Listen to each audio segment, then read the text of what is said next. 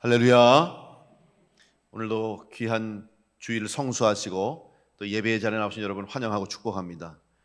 또 오늘 교회 나오고 싶지만 나오시지 못하고 가정에서 또 여러분 자리에서 영상으로 예배드리는 성도님들 같은 마음으로 환영하고 축복합니다. 오늘도 귀한 예배 가운데 큰 은혜 받는 복된 시간 되시길 간절히 축복합니다.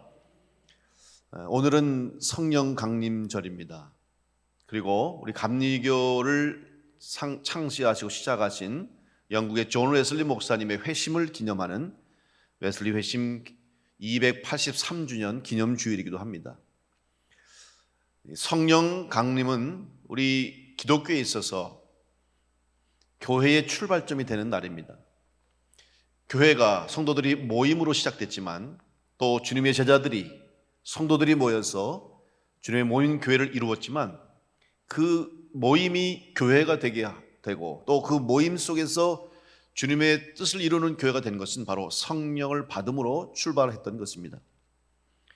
예수님께서 이 땅에 오셔서 십자가의 길을 가시고 또 죽으시고 사흘 만에 부활하셔서 하나님의 뜻을 구원을 이루셨습니다. 그럼에도 불구하고 당시의 세상은 어둠 속에 있었습니다. 예수님을 따랐던 제자들조차도 누구보다도 예수님을 사랑하고 잘 알았다고 하는 제자들과 무리들도 당시에는 숨어 있었고 나오지 못했고 주님을 전하지 못했고 주님의 복음을 전하지 못했습니다. 무엇보다도 예수님을 바라봤던 많은 사람들, 때로는 호기심을 가지고 때로는 기대를 가지고 또 어떤 사람은 희망을 가지고 바라봤던 무리들은 더 이상 예수님을 바라보지 않고 오히려 예수님을 향한 소망과 희망이 절망과 분노로 바뀌어진 그런 상황 속에 있었습니다. 이때 과연 예수님을 따르고 또 예수님과 함께 했던 사람들의 생각은 어땠을까? 과연 예수님이 전했던 복음이, 천국 복음이 이 땅 가운데 이루어질 수 있는 것인가? 이런 생각들 속에서 많은 사람들은 여러 가지 마음의 생각들이 있었을 것입니다. 특별히 예수님의 제자들은 그들의 생각이 참 복잡했지 않았을까 하는 생각을 해봅니다. 과연 주님이 이 땅에 오셔서 우리에게 가르쳐 주시고 우리에게 선포하신 복음, 천국이 과연 이루어지고 또 앞으로 이루어질 수 있을까라고 하는 이 복음에 대한 신뢰와 확신이 사라진 어둠의 상태에 있었던 것이죠. 의문과 궁금함이 가득 찼습니다. 그런데 예수님께서 이런 제자들에게 나타나 주셨습니다. 부활하시고 40일 동안 제자들과 주님을 따르는 사람들에게 나타나 주셔서 부활의 증거를 보여주셨고 또 부활하신 주님의 몸을 직접 보여주셨습니다.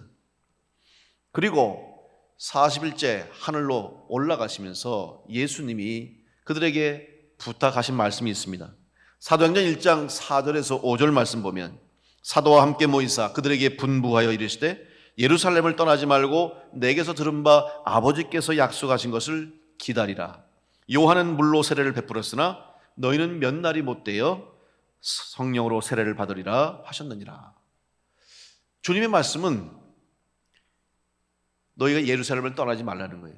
여러분, 예루살렘을 떠나지 말라는 것은 쉬운 일이 아닙니다. 왜냐하면 당시 예루살렘은 분위기가 좋지 않았습니다. 특별히 예수님의 죽으심으로 인해서 예수님의 십자가 처형으로 인해서 혹시 군중들이 백성들이 소요를 일으키지 않을까, 로마 정부에 대해서 반란을 일으키지 않을까라고 하는 걱정과 우려 때문에 로마 정부는 경계를 강화했고 예수님의 무덤까지 로마 군인을 세워서 지킬 정도로 어려운 정치적인 위기와 상황이 있었습니다.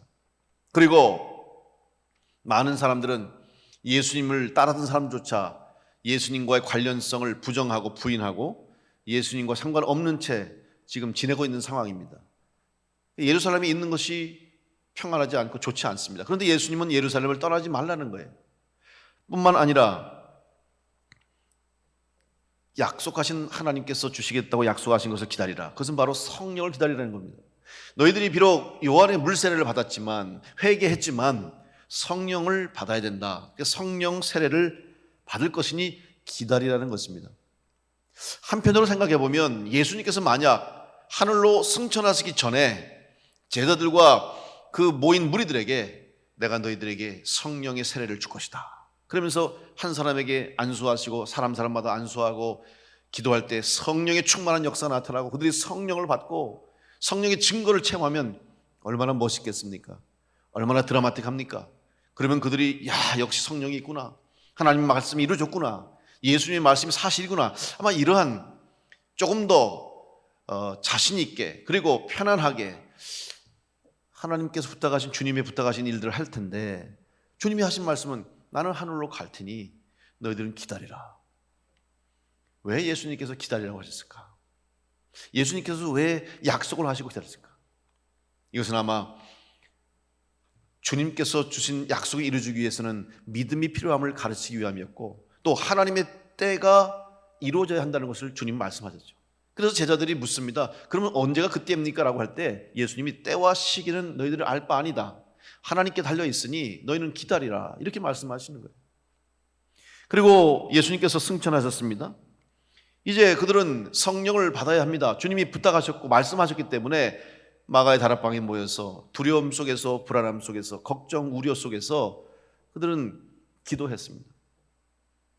비록 마음에 의심이 들기도 하고 혹은 염려와 우려가 있었지만 그래도 믿고 믿음으로 기다리고 특별히 기도하는 가운데 마가의 다락방에 성령이 임하시고 성령의 충만을 받고 성령의 증거를 눈으로 체험하며 그들은 변화된 삶을 살게 된 것입니다. 우리는 다 같이 그리스도인으로 성령을 받은 성도입니다. 우리 또한 오늘 성령 받은 성도로 주님의 몸인 교회를 이루는 그리스도인의 삶을 살고 있습니다. 그렇다면 성령 세례를 받는 것이 당연하고 중요한데, 성령 세례를 받는 것 전에 제일 먼저 해야 할 일이 뭐냐? 바로 복음을 전하고 주님의 증인으로서 사명을 감당하는 것도 귀한 일입니다. 해야 할 일입니다. 하지만 그보다 먼저 해야 할 일이 있음을 우리에게 주님은 말씀해 주고 있습니다. 그것이 바로 성령을 받는 것이라고 말씀했는데, 그럼 왜 성령을 받아야 하는지 그 이유를 우리가 알아야 됩니다. 도대체 왜 사람들이 교회에 오면 성령 받아야 합니다, 성령 충만해야 됩니다 이야기하는데 왜 성령을 받아야 하는지 그 이유를 알아야 성령을 사모하고 성령을 받을 수가 있습니다. 사도행전 1장 8절 말씀에 오직 성령이 너에게 임하시면 너희가 권능을 받고 예루살렘과 온 유대와 사마리아와 땅끝까지 이르러 내 증인이 되리라. 주님이 하신 말씀입니다. 여러분, 여기에서 주님이 뭐라고 했습니까? 성령이 너에게 임하시면 어떤 일이 일어나냐면 너희가 권능을 받는다. 먼저 여러분, 성령을 받아야 할 이유는 권능 받기 위함인 줄로 믿습니다. 여러분, 성령 받고 권능 받기를 간절히 축복합니다. 권능이 뭡니까? 권세와 능력이에요. 다른 한글 번역에서는 이것을 힘이라고도 표현했고 능력이라고도 표현했습니다. 신약 성경 헬라어에 보면, 헬라어 원어에 보면 이 권능을 두나미스라고 하는데, 이 두나미스의 뜻이 뭐냐? 힘, 엄청난 능력을 의미하는 거예요. 여러분, 노벨이 발명한 다이너마이트 폭탄 아시죠? 이 다이너마이트가 발명됨으로 인간이 할 수 없는 일들을 참 많이 했어요. 물론 이 폭발적인 힘 때문에 전쟁의 무기로 사용돼서 많은 사람들이 생명을 잃기도 했지만은 이것을 잘 사용해서 사람들이 오랜 시간 거쳐서 또 때로는 사람의 힘으로 할 수 없는 그런 일들을 이 다이너마이트가 건설이라든지 또 광산이라든지 여러 분야에서 잘 쏘면, 사용하면 아주 좋은 그런 도구로 쓰임받죠. 그 중요한 이 발명의 그 요인이 뭐냐면 엄청난 폭발력이에요. 힘이 큰 거예요. 바로 권능이라는 의미가 그거예요. 우리가 생각하고 우리가 상상할 이상의 힘이 바로 성령을 받은 자에게 임한다는 뜻입니다. 우리는 세상적인 힘으로 성령을 이해해서는 안 됩니다. 세상적인 사람들이 가지고 있는 힘의 기준으로 성령을 보아서는 안 됩니다. 하나님이 주시는 힘, 우리 주님께서 주시는 성령의 능력은 우리의 생각, 우리의 상상, 우리가 이해할 정도를 뛰어넘을 수 있는 그런 어마어마한 권능이 있음을 믿고 여러분, 성령의 능력을 받는 성도로 승리하시길 간절히 축복합니다. 그러면 성령의 능력은 어떤 능력을 의미하는 것입니까? 우리가 일반적으로 성령의 능력 그러면 성령의 은사를 떠오르게 되죠. 은사는 뭡니까? 기프트, 선물입니다. 주님께서 필요한 자에게 주시는 선물이에요. 각 사람에게. 그 은사는 사람마다 다 다릅니다. 그리고 열매도 마찬가지죠. 성령의 9가지 열매가 우리가 다 아는데 그 열매도 각 사람마다 필요한 대로 하나님이 공급해 주시는 거죠.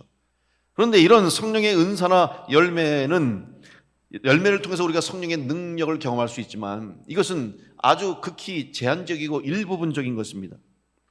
이 성령의 능력을 경험하는 것 이전에 먼저 우리가 생각할 것이 있는데 그것은 뭐냐면 성령의 능력을 받는 자가 되어서 가장 먼저 일어나는 변화가 바로 회심이라는 것입니다. 바로 성령이 임하면 가장 일어나는 첫 번째 변화가 뭐냐면 마음이 변하고 생각이 변하는 거예요. 그리고 마음이 변하면 행동이 변하게 돼 있고 행동이 변하면 삶이 달라지기 때문에 가장 첫 번째 변화는 우리의 마음의 변화, 생각의 변화입니다. 그래서 예수 믿기 전에 살았던 나의 삶과 예수 믿고 난 이후에 나의 삶이 달라지죠. 그때 주변 사람들이 얘기하죠. 야, 너 달라졌다. 너 변했다. 무슨 일이 있냐? 예수 믿었어. 나 예수 믿기로 했어. 나 성령 받았어. 달라지는 거죠.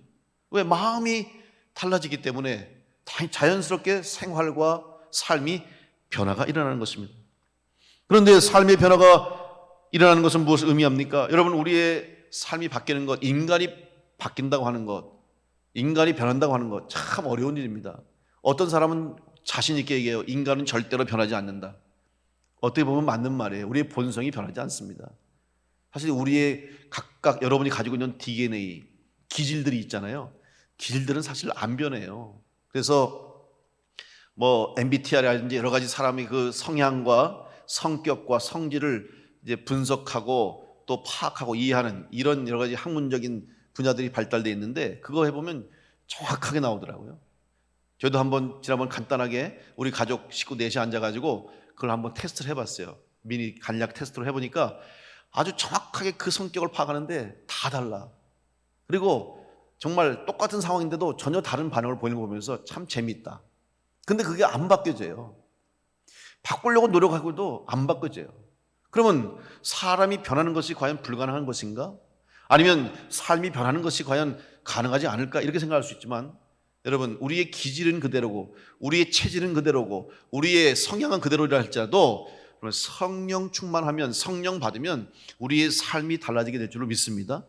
왜 그러냐 하면 우리의 생각이 바뀌기 때문에, 마음이 바뀌기 때문에 그래요. 여러분, 마음이 바뀐다는 것은 그리 간단한 일이 아닙니다. 결국 우리의 마음을 누가 주장하느냐, 거기에 달렸기 때문입니다. 이제 성령 받고 마음이 변해서 우리는 달라진 삶을 살게 되는데 그것을 우리가 회심이라고 말하는 것입니다. 회심하게 되면 자연스럽게 변화가 일어나게 되겠습니다. 오늘 감리교 존 웨슬리 목사님이 회심한 날입니다. 1738년 5월 24일 저녁에 웨슬리 목사님이 올더스 게이트 가를 지나가는데 그 모라벤 교도들의 성경 공부 모임이 있어서 거기 들어갔어요. 근데 거기서 로마서 서문 주석을 읽는 그 말씀을 읽다가 웨슬리 목사님의 마음이 이상하게 뜨거워졌다고. 웨슬리 목사님 저널 일기에 보면 그렇게 써 있어요. 이상하게 내 마음이 뜨거워졌다. 성령을 받은 거예요. 그러면서 그때부터 웨슬리 목사님의 삶이 변하기 시작합니다. 여러분, 우리는 일반적으로 성령 받으면 갑자기 한순간에 극적인 변화를 이야기하지만 물론 하나님이 극적인 변화를 일으키기도 해요. 또 필요하시면 갑작스럽게 하나님이 기적같이 역사를 일으키기도 해요. 그런데 여러분, 사실 성령으로 인한 변화는 이미 하나님의 계획 속에서 진행되어 있다가 그 중요한 순간, 성령을 체험하는 그 순간, 흔히 우리가 말하는 터닝 포인트를 통해서 우리의 삶이 방향이 바뀌어질 뿐이지 그것이 하루아침에 되는 게 아닙니다. 이미 그 일을 위해서 하나님이 역사하셨고 준비하셨고 돕는 사람들 통해서, 기도하는 사람들 통해서 많은 사람들의 수고와 노력과 애씀으로 준비되어 왔기 때문에 그날 그 시간에 역사가 일어나는 것뿐이지 저절로 되는 것은 절대 아닙니다. 더 중요한 것은 그 이후에 성령 받고 회심하고 변화된 이후에 그 삶을 잘 살아나가는 것이 더 중요한 것이지, 한번 성령 경험했고 한번 성령 체험하고 또 한 번의 순간으로 인해서 성령을 맛보았다 할지라도 성령의 삶을 살지 못하면 그 성령 경험은, 체험은 의미가 없는 것입니다. 이제 이 마가의 다락방에 일어났던 초대교회의 성령의 충만한 역사, 성령의 역사, 임재의 역사, 이것이 그 당시에 한 번 일어났던 역사적인 사건으로 끝났다면 교회는 존재하지 않았을 것입니다.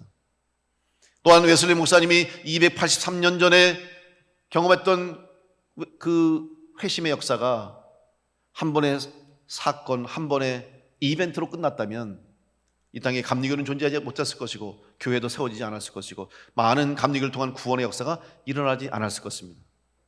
바로 성령의 역사는 그때도 역사하셨고 지금도 역사하시고 앞으로 역사하실 것이라고 하는 우리가 그 믿음을 가지고 또 그렇게 역사하실 것을 우리가 기대하면서 또 확신하면서 나아갈 때 바로 우리 성도들을 통해서 여러분을 통해서 성령의 역사가 이 땅 가운데 이루어지고 주님 오시는 그날까지 우리 교회를 통해서 성도들을 통해서 성령의 열매와 성령의 능력이 나타나므로 하나님의 뜻이 이루어지는 역사가 우리 가운데 있게 될 줄로 믿습니다. 늘 성령 충만을 기대하시고 성령 충만한 상태로 또 성령의 능력을 가지고 살아가는 성도가 되시기를 간절히 축원합니다. 우리는 그래서 그걸 다시 한번 깨닫고 또 그래서 내가 성령을 받아야 하는구나, 또 그래서 내가 성령 충만한 성도로 살아가야 되는 것을 다시 한번 생각하기 위해서 오늘 우리는 성령 강림절로 지키는 것입니다. 성령 강림절이라고 해서 오늘만 성령을 강조하고 오늘만 성령을 생각하고 오늘만 성령 충만하게 사는 것은 의미가 없는 것입니다.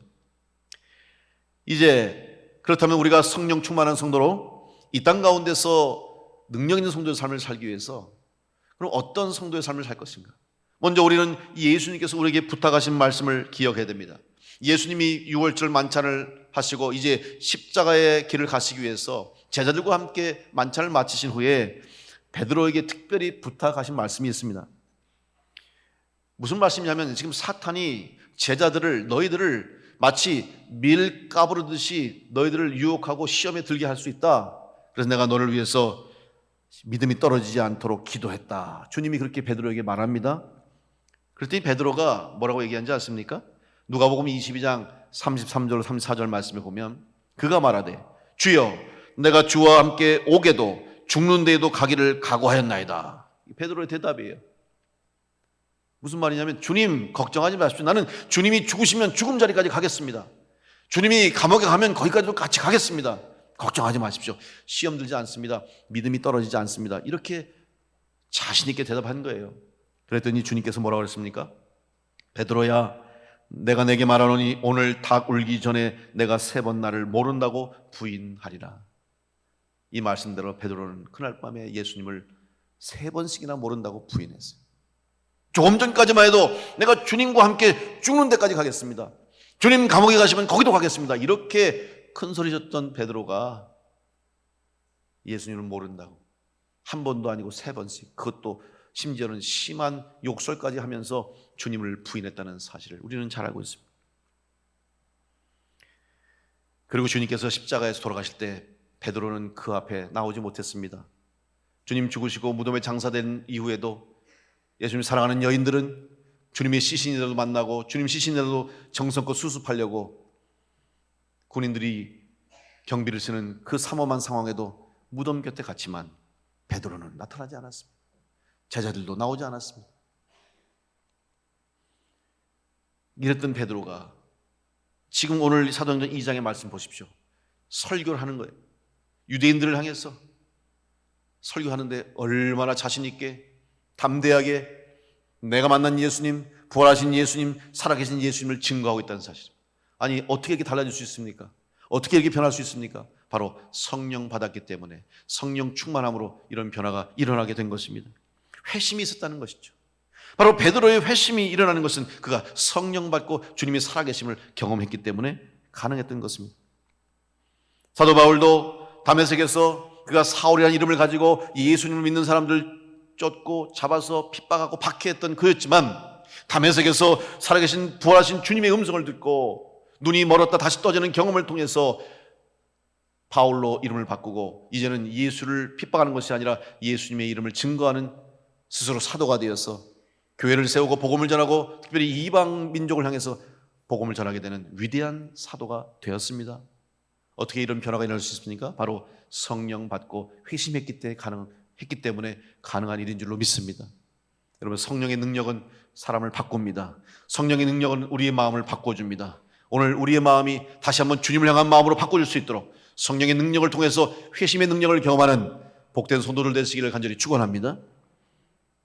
그렇다면 회심의 능력을 가지고 성령 충만한 성도로 살아갈 수 있게 해서 우리가 잃어버려서는 안 될 세 가지, 다시 말하면 반드시 지켜야 할 세 가지를 여러분과 함께 생각하면서 은혜를 나누려고 합니다.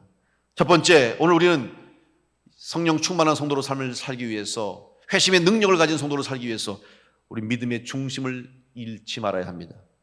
우리 신앙의 중심, 삶의 중심을 잃지 말아야 됩니다. 종종 아파트에서 일어나는 사고들이 있습니다. 그중에서 요즘 고층 아파트들이 상당히 많습니다만은 이 고층 아파트 높은 층에 사시는 분들이 추락 사고를 종종 당하는 분들이 있어요. 아이들은 부주의하고 또 잘 몰라서 그렇다고 할지라도 성인들 중에도 고층 아파트에서 추락 사고가 일어나기도 합니다. 근데 어떤 경우가 만나면 이 베란다 난간에서 무슨 일을 하다가 뭐 예를 들어서 이불을 턴다든지 뭐 좀 이렇게 힘을 쓰는 일을 하다가 떨어지는 경우가 있어요. 여러분 절대로 우리 고층에 사시는 분들 베란다 쪽에 나가지 마시고 특별히 이불 털지 마세요. 이불 털다가 떨어지는 경우가 많아요. 왜냐하면 쉽게 생각하거든요. 에이 무슨 설마 내가 이불 터는데 뭐 그 정도 힘이 없을까 봐. 힘은 있어요. 맞아요. 이불 털 수 있어요. 힘은 되는데 문제는 중심을 잃을 수 있다는 거예요. 그래서 베란다 난간 바깥에다가 이제 먼지를 털려고 이불을 이렇게 털다 보면 순간 이 힘이 이불 쪽으로 쏠리면서 내 중심이 그냥 잃어버리는 거예요. 그래서 앞으로 탁 중심이 쏠리면서 넘어지면서 난간에서 떨어지는 거죠. 힘이 없어서가 아니라 여러분 중심을 잃게 되니까 떨어지는 거예요. 여러분 성도가 넘어질 때 뭐 믿음이 부족해서 그렇다, 뭐 믿음이 없다. 아니에요. 믿음이 있어도 넘어질 수도 있어요. 구원 받았어도 넘어질 수도 있어요. 왜? 중심을 잃으면 넘어질 수 있습니다. 여러분 신앙의 중심이 흔들리지 않기를 간절히 축복합니다. 중요한 문제예요. 한순간이거든요. 중심 잃으면 쓰러지는 거 한순간이에요. 우리 어르신들, 노인분들 많으신데 노인분들 건강 유지하고 건강하게 살아가기 위해서 조심할 게 있는데 넘어지지 마세요. 물론 뭐 일부러 넘어지려고 넘어집니까? 그런데 넘어지지 않도록 조심해라는 말이에요. 왜냐하면 젊은이들은, 우리 학생들은 넘어져도 순발력이 있어서 얼른 중심을 잡거나 넘어져도 팔이나 다치지 않게 넘어지는데 우리가 몸이 약해지고 나이가 들면 순발력도 떨어져요. 그리고 중심을 잃기가 쉬워요. 그러다 보니까 넘어질 수 있다는 거죠. 근데 넘어지면 문제는 뼈가 약하니까 또 순발력이 부족하니까 머리를 부딪힌다든지 뼈가 부러지는 수가 생겨요. 그러면 참 어려움을 당할 수도 있다는 것이죠. 여러분 중심을 잘 잡는 게 중요한 거예요. 오뚜기 인형 여러분 아시죠? 요즘 아이들은 오뚜기 인형 갖고 노나요? 요즘 별로 오뚜기 인형 못 봤어요. 왜? 너무 좋은 인형들, 장난감들이 많고 게임도 많으니까 뭐 오뚜기 갖다 줘봤자 쳐다도 안 보겠죠? 근데 제가 어렸을 때 참 오뚜기 인형 가지고 그거 뭘 재미있다고 쓰러뜨렸다 일어났다 쓰러뜨리 그거 하고 하루 종일 앉았잖아요. 근데 왜 오뚜기가 자꾸 일어납니까? 그 인형 중앙에 밑바닥에 무거운 중심추를 딱 박아놨기 때문에 아무리 쓰러뜨려도 심지어는 내팽개쳐도 또 일어나는 거예요. 중심이 무겁고 중심이 힘이 있고 중심이 흔들리지 않으니까 넘어져도 일어나게 될 줄로 믿습니다. 여러분의 신앙의 중심이 흔들리지 않길 간절히 축복합니다. 우리의 믿음의 중심이 흔들리면 넘어지는 거예요. 여러분 성령 충만한 성도는 믿음의 중심이 흔들리지 않는 성도인 줄로 믿습니다. 우리의 신앙이 흔들리지 않고 중심을 잃지 않기 위해서는 여러분 우리의 중심이 나의 중심에서 하나님이 중심으로 옮겨져야 될 줄 믿습니다.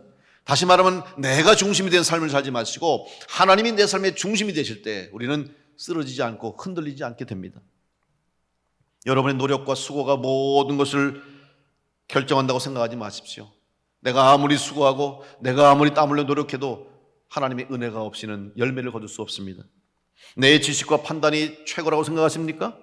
나의 지식과 나의 지혜가 최우선 돼서는 안 됩니다. 하나님의 은혜를 사모하십시오. 하나님의 인도하심이 있어야 됩니다. 베드로는 오늘 이스라엘 백성들에게 설교합니다. 그러면서 다윗을 예로 들어서 그들에게 예수님의 복음을 전하고 특별히 믿음으로 흔들리지 않고 승리하는 삶이 무엇인가를 우리에게 설명합니다. 사도행전 2장 25절로 27절 말씀해 보니까 다윗이 그를 가리켜 이르되 내가 항상 내 앞에 계신 줄을 배웠으며 나로 요동하지 않게 하기 위하여 그가 내 우편에 계시도다. 그러므로 내 마음이 기뻐하였고 내 혀도 즐거워하였으며 육체도 희망에 거하리니 이는 내 영혼을 은부에 버리지 아니하시며 주의 거룩한 자로 썩음을 당하지 않게 하실 것임이로다. 지금 베드로가 유대인들에게 설교하고 있는 거예요. 성령 받았어. 회심해서 부활하신 주님을 증거하면서 다윗을 예로 들면서 다윗이 흔들림 없이 믿음을 지켰을 때 그가 구원받아서 영원한 생명을 얻게 됐다고 설교하는데 다윗의 예화를 들고 있죠. 그런데 다윗은 시편 16절, 8절, 10절에서 이 말씀을 다윗이 고백했어요. 그 말씀에 보면 다윗의 고백입니다. 내가 여호와를 항상 내 앞에 모시며 그가 나의 오른쪽에 계심으로 내가 흔들리지 아니하리로다. 이러므로 나의 마음이 기쁘고 나의 영도 즐거워하며 내 육체도 안전히 살리니 이는 주께서 내 영혼을 수월에 버리지 아니하시며 주의 거룩한 자를 멸망시키지 않으실 것임이니이다. 다윗이 뭘 고백했냐 하면 다윗은 정말 어려운 인생 살았잖아요. 특별히 사울 왕이 다윗을 추격하여 죽이려고 할 때 그는 정말 죽음의 위기를 수없이 넘겼습니다. 그때마다 두려울 때마다 죽음이 눈앞에 다가올 때마다 다윗은 하나님께 맡겼어요. 하나님을 의지했습니다. 그래서 항상 하나님 여호와를 내 앞에 모셨다고 다윗이 고백합니다. 사랑하는 성도 여러분, 성령의 능력으로 살아가는 성도가 되기 위해서 하나님을 앞서지 마시길 간절히 축복합니다. 여러분, 하나님을 앞에 모시고 하나님을 따라가는 성도들 되시길 간절히 바랍니다. 내가 앞서면 안 되는 거예요. 하나님의 뜻이 우선돼야 되는데 내 뜻이 우선될 때가 많고 하나님의 방법과 하나님의 생각이 먼저여야 되는데 내 방법, 내 생각이 먼저일 때가 얼마나 많습니까? 그때 우리는 흔들릴 수 있고 잘못하면 넘어질 수 있는 거예요. 하나님을 내 앞에 모시고 하나님의 뜻을 따라가는 성도로 살아가시길 간절히 축복합니다. 뿐만 아니라 다윗은 고백합니다. 그가 나의 오른쪽에 계심으로 내가 흔들리지 아니합니다. 여러분, 오른쪽은 어느 곳이에요? 나와 가장 가까운 곳이 오른쪽이에요. 여러분, 그래서 우리 사랑하는 사람들하고 데이트한다든지 아니면 가족들 사랑하는 우리 부부들 그다음에 연인들이 다닐 때 팔짱 끼고 다니잖아요. 그죠? 각 붙어서. 그럼 어때요? 오른쪽에 상대방의 오른쪽에 내가 있고 내 오른쪽에 상대방을 딱 붙여서 가는 거예요. 친구, 제일 좋아하는 친구 어깨동무하고 다니는 거예요. 오른쪽에 가장 내가 믿고 사랑하고 신뢰하는 사람이 있는 것처럼 여러분, 하나님을 여러분이 사랑하시고 하나님을 가장 신뢰하고 하나님을 의지하는 자로 여러분 오른쪽에 주님을 모시고 주님이 여러분 오른쪽에 동행하는 성도로 살아가시길 간절히 축원합니다. 그럴 때 성령의 능력으로 우리는 흔들리지 않을 수가 있어요. 내 옆에 주님이 항상 같이 계셔야 되고 내가 주님을 떠나지 않아야 돼요. 여러분, 주님을 떠나게 되면 문제가 생깁니다. 주님으로부터 멀어지면 문제가 생깁니다. 하나님을 가까이 할 때 넘어지지 않는데 시편 73편 27절 28절 말씀해 보니까 무릇 주를 멀리하는 자마다 망하리니 음녀같이 주를 떠난 자를 주께서 다 멸하셨나이다. 하나님께 가까이함이 내게 복이라. 내가 주 여호와를 나의 피난처로 삼아 주의 모든 행적을 전파하리이다. 여러분, 주님을 떠나면 망할 수밖에 없는데 하나님을 가까이 하는 것이 복이 된다고 말씀하고 있습니다. 하나님을 가까이 하심으로 주님과 동행하심으로 성령의 능력으로 승리하는 성도가 될 줄로 믿습니다. 그런 성도로 살아갈 수 있도록 늘 하나님을 가까이 하시고 주님 가까이 하시고 교회 중심의 생활, 믿음 중심의 생활, 예배 중심의 생활하는 성도를 될 수 있기를 간절히 축원합니다. 우리는 중심을 잃으면 안 되는 거예요. 넘어지지 않기 위해서. 두 번째, 우리가 잃지 말아야 될 것이 있는데 그것은 뭐냐면 방향을 잃어서는 안 됩니다. 방향을 잃어버리면 방황하게 됩니다. 우리는 인생을 비유할 때 넓은 바다를 항해하는 것과도 같다고 말합니다. 또 광야와 같은 길이 없는 세상을 지내는 나그네라고도 말하기도 합니다. 망망한 바다를 항해하거나 길이 없는 광야를 지날 때 우리에게 필요한 것이 무엇입니까?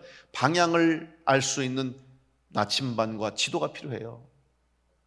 사방 둘러봐도 어디가 어딘지 알 수 없어요. 여러분, 배가 항구를 떠나서 이제 항구 근처에 있을 때는 육지가 보이면 방향을 알 수 있어요. 땅이 보이면. 그런데 망망 큰 바다 대해 가운데 있어 보세요. 사방이 바다입니다. 어디가 동이고 어디가 남이고 선지 알 수가 없어요. 그때 필요한 것이 바로 나침반이에요. 왜냐하면 나침반은 항상 정확한 방향을 지시해 주죠. 예전에는 하늘의 별을 봤어요. 왜? 하늘의 별은 언제든지 그 자리를 지키고 있기 때문에. 광야를 통과할 때도 길이 없습니다. 알 수가 없어요. 그때 지도가 필요하지. 오늘 여러분의 삶에 여러분의 방향이, 내가 걸어가는 방향이 옳은가, 내가 맞는 방향으로 가고 있는가를 여러분이 바르게 알지 못하면 우리의 인생은 방황하는 인생이 될 수밖에 없습니다. 그래서 오늘 베드로가 설교하는 중에 다윗의 고백을 하는데, 사도행전 2장 28절에 다윗이 뭐라고 얘기했냐면, 주께서 생명의 길을 내게 보이셨으니 주 앞에서 내게 기쁨이 충만하게 하시리로다. 여러분, 다윗은 길을 알고 있었다는 거예요. 다윗은 길을 찾은 사람이에요. 성경에 기록된 많은 믿음의 사람들, 승리한 성도들은 다 길을 찾은 사람들인 줄로 믿습니다. 뿐만 아니라 오늘 여러분, 우리 모두도 길을 찾은 사람인 줄로 고백하시기 바랍니다. 여러분, 길을 찾았잖아요. 왜? 예수님이 우리의 길이 되어주셨어요. 요한복음 14장 6절 말씀에 예수께서 이르시되 내가 곧 길이요 진리요 생명이니 나로 말미암지 않고는 아버지께로 올 자가 없느니라. 우리는 예수님을 믿음으로 길을 찾은 성도가 된 줄로 믿습니다. 그렇기 때문에 우리는 방황할 필요가 없어요. 근데 이 길을 끝까지 잃지 않고, 길을 찾았어도 여러분 중간에 길을 잃을 수가 있잖아요. 길을 잃지 않기 위해서는 그 길을 끝까지 가는 게 중요한 거예요. 그 길을 끝까지 가기 위해서 성령이 인도하셔야 되고 성령의 능력이 필요한 줄로 믿습니다. 그러면 이 끝까지 그 길을 걷기 위해서 어떻게 됩니까? 주님을 따라가야 돼요. 주님이 길이 되어주셨어. 예수님은 말씀하시죠. 나는 선한 목자라 너희는 양이라 그랬죠. 여러분, 양이 살 방법은 목자를 따르는 방법밖에 없습니다. 목자를 떠나가면 위험에 빠집니다. 꼴을 얻기도 힘들고 맹수를 만날 수도 있고 길을 잃고 위험한 곳에 처할 수도 있습니다. 그런데 목자만 따라가면 꼴을 얻고 시원한 물을 마실 수 있고 맹수로부터 보호받을 수 있습니다. 선한 목자 되신 주님을 따라가는 여러분 될 수 있기를 간절히 축복합니다. 그래서 방향을 잃지 않는 것이 성령 충만한 성도로 살아가는데 중요한 요인이 되는 것입니다.